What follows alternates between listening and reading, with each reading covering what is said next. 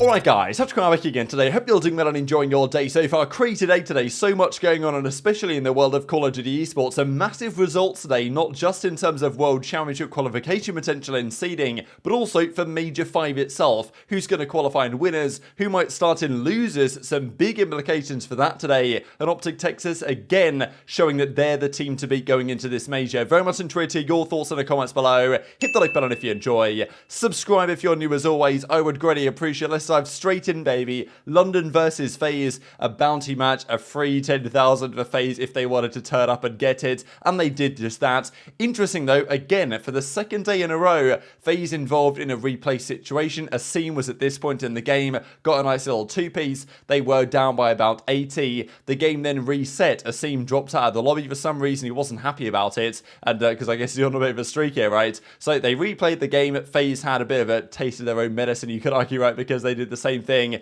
the other way around against Vegas that we talked about in quite dramatic fashion just yesterday, but they win the replay. We talk, of course, about you can't win the replay, but on this occasion they did exactly that. Not really surprising when you've got two teams that are such, distinctly different in terms of their caliber. Nasty had a really rough day, and if Nasty's having a rough day, I think this team is basically chalked. We know the team's chalked anyway, but I will give a lot of credit to FaZe, right? Yes, they got 3-0'd by OpTic the other day, but their respawns, yes, it's against Vegas, it's against London, but their respawns have definitely taken a step forward, right? They looked way more competitive today. They would usually win hardpoints against the lower 4 teams, but they would often struggle more than they did today. They won game 1 pretty comfortably. Big comeback from them in the search and destroy to go up 2-0. They do, though, somehow lose the control, which I was mind-blown this happens. Honestly, London, they're the wildest team of going up in a great advantage in a particular map and then throwing it away. I thought they were going to do it again here on this, I think it was Hotel Control, but they do win it. But really, it was just delaying the inevitable, right? And I feel like FaZe gave this, another opportunity for them just to pad their stats, to be honest, because they absolutely fried them.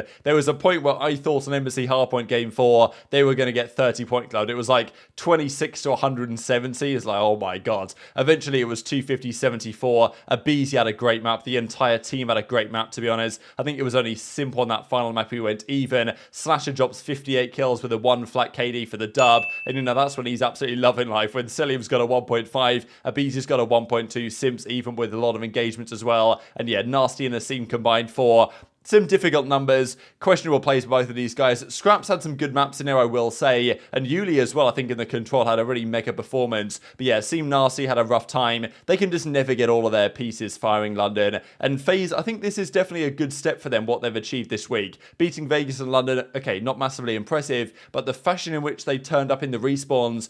It used to be that for FaZe, it required a massive individual performance for them to win a game, really in hardpoint against anyone they played. Now they have, I think, clearly taken a step. We'll see how that goes against the actual good teams at hardpoint, right? Not the guys they've been playing. We know how OpTic generally do against FaZe, but if FaZe's hardpoint could be better, they might have a chance to challenge in that particular series, because let's be honest, right, the next team we're going to talk about do not look like challenging OpTic as it stands, and, well, we'll see how they fared against Florida in just a second, right? And we can actually see in the background here some of the numbers. Vegas at 140, Florida at 90. So could Florida have any chance of making a late season charge? It feels almost impossible, but I guess technically it could happen. And as Asim says, unacceptable hardpoints out of him, need to get better for the final couple of weeks of the season, because of course they're now officially eliminated for the World Championship. And as Slasher says, 2-0 on the weekends. So FaZe looking pretty, it must be said, to advance in good fashion. But of course they lost to OpTic last week and will still feel like they need to get revenge for that to come in the major, and they probably will have a chance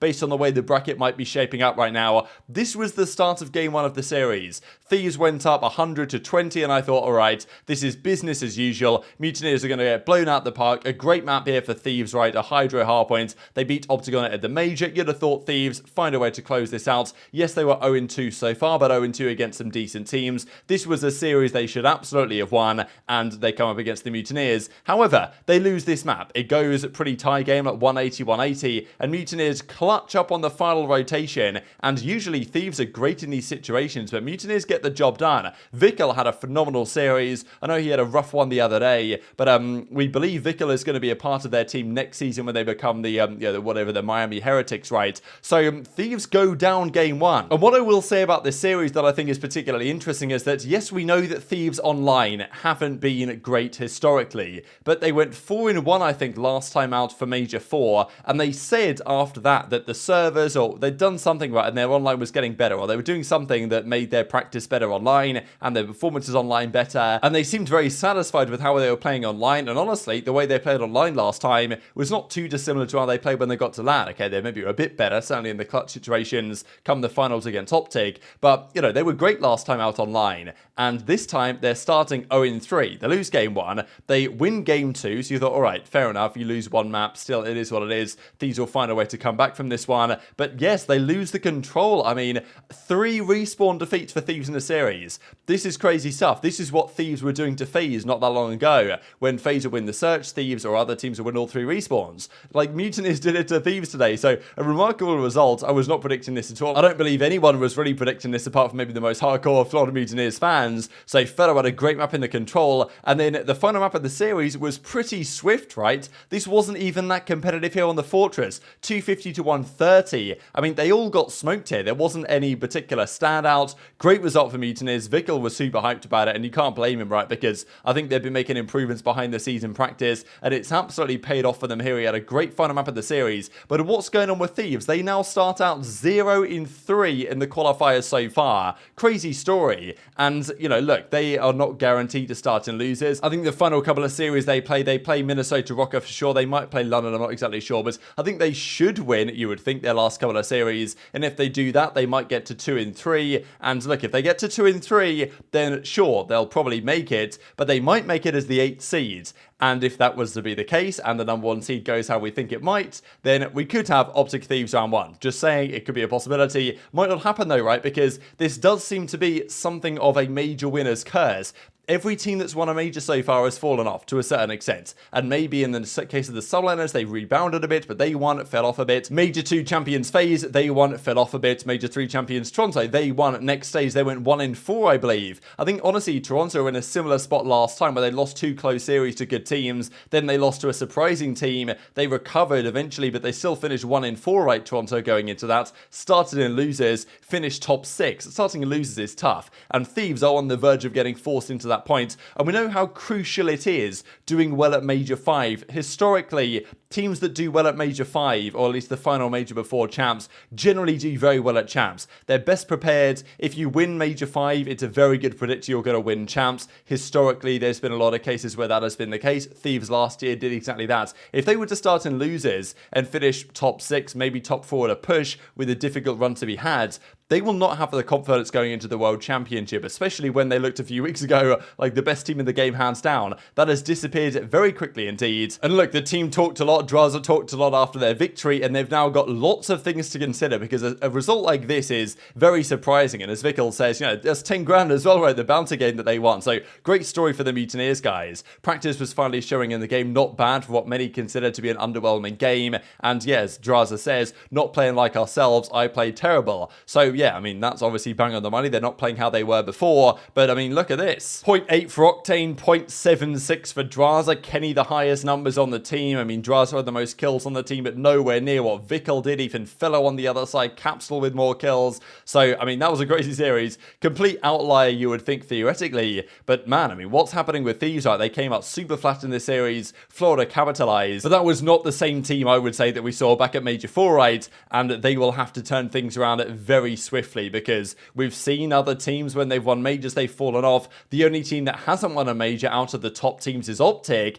and they don't seem to be falling off. And honestly, of all the top teams, they seem to be the best at getting results in the series they are meant to win. Put OpTic in a series they're meant to get the job done, whether it's a 3-0, 3-1, 3-2, whatever. They just do deliver right now. They've done the same thing against Surge today. They've done the same thing so far, ever since they were good, really, in Major 3, pretty much. From then onwards, they've always beaten who they should beat. And okay, occasionally they've lost to Toronto or Thieves or whatever on LAN in a big series, but I think they're clearly, again, the team to beat. They were the team to beat going into Major 4. Thieves found a way to beat them, but it's the same story once again. Thieves are now dropping down a little bit, certainly in terms of expectations for the major, and OpTic are still right there. Similar map set to what we've seen them play Surge on in the past. A Hydro game 1, couple of hotels, then a Fortress hardpoint, right? So even if, you know, Surge did find a way to win the control, Fortress hardpoints, it's a decent map for Surge, but it's basically OpTic's best hardpoint map, so I wouldn't expect this to go the distance, and if it did, it would probably a 50-50 game 5, but still, I thought this is a 3-1, 3-0 probably for OpTic Texas,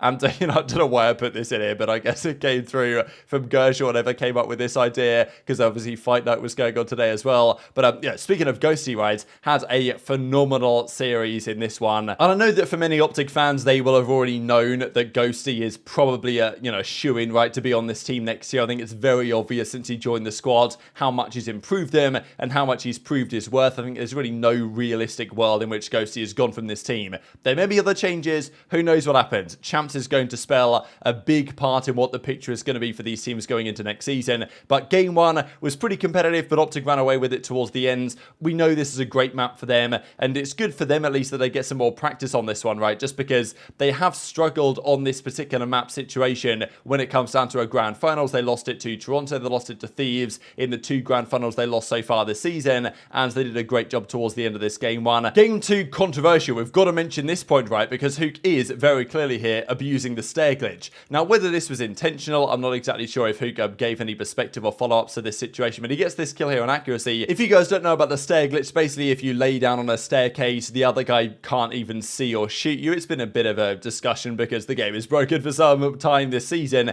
Now, obviously, when push comes to shove, come the World Championship, Game 5, Round 11, are you going to see someone pull out the stair glitch? That's a debate that we might have to wonder about down the line, but still, in this situation, Huke does use it. So, anyway, gets the kill on accuracy, and obviously this is going to cause some controversy, breaking of GAs and all this, and I know full well that if this was Cellium doing this, it would be absolutely blowing up, but, it didn't really. I thought it was definitely worth mentioning nonetheless. OpTic did clutch up as this game progressed, though, regardless, and certainly deserved the series win, regardless of that circumstance. Ghosty with a massive 1v2 actually here as well on the Iceman accuracy, and Ghosty was the key player for these guys. Had a big moment here in the Search and Destroy. I mean, a 1v2 here to get them over the line to 4-4, and then they win the round 10 in the end as well. Mack can't do anything in this 1 versus 2. That's a 2-0 for OpTic, and 2-0 for OpTic going into a decent control for them, and then the Fortress hardpoint, it's just absolutely done and dusted. And I mean, this round was pretty insane as well. Accuracy got a great 3-piece here, but look at the spawns that come in. Accuracy gets 1, 2, 3, and then he drops down into the bottom of the garage, expecting them to spawn deep, but they spawn right to his left, and he has absolutely no chance to deal with him. So, I mean, Scump was mind-blown at what was going on there. And it looked like Surge were going to give themselves a chance to get back into this, but, I mean, the moments here from Ghosty to close out this series, Ghosty doesn't just do the comms and everything. Okay, Shotzzy with a nice 2-piece as well, but you'll see what happens here in a second for Ghosty when they get over the line in this. I believe it was actually a few seconds ago because they've already won the game at this point. It was right at the start of the clip. Yeah, so Ghosty gets 1, gets 2, and then knifes the 3rd guy as well, which opens up the whole thing for OpTic. And they get in, Shotzzy gets the 2-piece. I mean, absurd stuff. Like, Ghosty does so much for this team, and it's very clear that he's going to be there next season. Pred on the other side has, again, statistically a good series for Pred, but the entire team is dysfunctional right now. I'm sure Pred is already thinking about next year. It's very evident that, yes, OpTic played well, but Surge have been 3-0'd by Toronto, they've now been 3-0'd by OpTic. Like, they just can't compete on this level, and it's just tragic to see the waste of talent that Surge have managed to deliver this season. I still feel like every series they play against a top team, they've got a chance because they've just got that talent within them, but the team is not working, and OpTic took advantage of it spectacularly so, and that's what OpTic are doing right now that other teams that are theoretically at the top are not doing. They're not winning series always that they should be, and therefore OpTic again undefeated, 3-0 going into this set of qualifiers. They're looking super good again going into this major in Toronto. Might well be something of a home crowd for, okay, it's always a home crowd for OpTic, right? But Dashy's from, Canada, right? So it kind of makes sense. And these were the numbers on the series. Strange numbers in a way. Like, Ghosty had the highest KD, Dashy had a 0.84, and they win 3-0. Like, that's when you know that OpTic are playing some really sound fundamental COD. A lot of it stems from their some Gs, right? Huke and Shotzzy playing super well together. And I'm sure many OpTic fans would dream of the days where you could 3-0 a solid team like Surge when Dashy's drawing a 0.84. And it certainly shows that, as I reckon, they are the team to beat as it stands. Hit the like button if you enjoyed. Subscribe if you're new. Take care. And I'll see you next time.